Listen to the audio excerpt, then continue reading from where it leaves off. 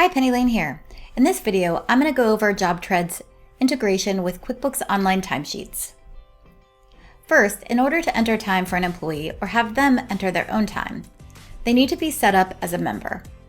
To do that, click the Settings from the left menu bar, then click Members. Click Plus Internal User, enter the employee's name, email address, phone number, and their role. The roles in JobTread are really dynamic, and I'm not going to go over them here, but there's a great video in the JobTread library. Remember too that when we set up a new member, we have to map them to the employee in QuickBooks Online. That's going to be done here under Settings, Integrations, QuickBooks Online, and Employee Mapping. For this example, we're going to enter time for Dante Simmons. We're going to make sure that the Dante Simmons QuickBooks employee is mapped to the JobTread QuickBooks member called Dante Simmons, and we're just going to choose Sync Time Entry since yesterday. Let's go back over to the members and talk about entering the rates. For Dante, I have 3 rates set up: standard, overtime, and prevailing wage. I want these rates to be hourly burdened rates, meaning I want them to include the cost of the gross wage, payroll taxes, workers' comp, and any other benefits, because these are the rates that are going to be assigned as the cost times the hours when the time is entered in JobTread to that project. So I want to make sure that I'm including all of the costs associated with paying that employee. Let's go ahead and enter some time for Dante. From the left menu bar, select Time, then select Plus Time Entry. We'll choose Dante from the menu, and we're going to choose Standard Time for this example, and James Fox Residence. For the item, we'll select Framing Labor, and we're going to enter 8 hours for today. We'll go ahead and approve this time.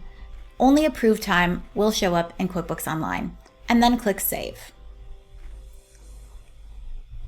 Let's also do one more time entry for Dante. We're going to enter some more time for him today,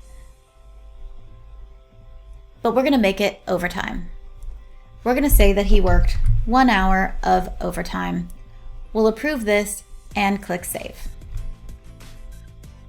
Now let's see what this looks like over in QuickBooks Online. In QuickBooks Online, this time is going to show up on the weekly timesheet. To get there, click New Plus and Weekly Timesheet from the Team menu. You'll notice that when the time comes over, there is no pay item selected. This is because there is no API access to QuickBooks Online payroll items.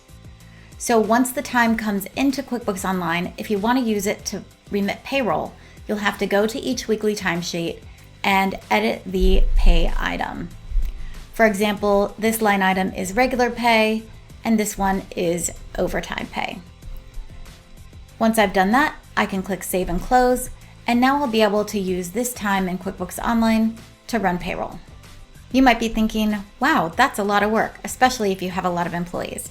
In that case, I would recommend checking out JobTread's integration with Gusto, where the overtime and regular time is all mapped correctly. From Gusto, you can just import that time directly into QuickBooks Online instead of using QuickBooks Online Payroll. If you are going to use QuickBooks Online Payroll, one thing you need to know is that you'll need to make sure your subscription is the core payroll subscription with QuickBooks Online. If you have QuickBooks Time or QuickBooks Premium or Elite Payroll that come with QuickBooks Time turned on in QuickBooks Online, you won't be able to edit that payroll item at all. If you have any other questions, please email support@jobtread.com.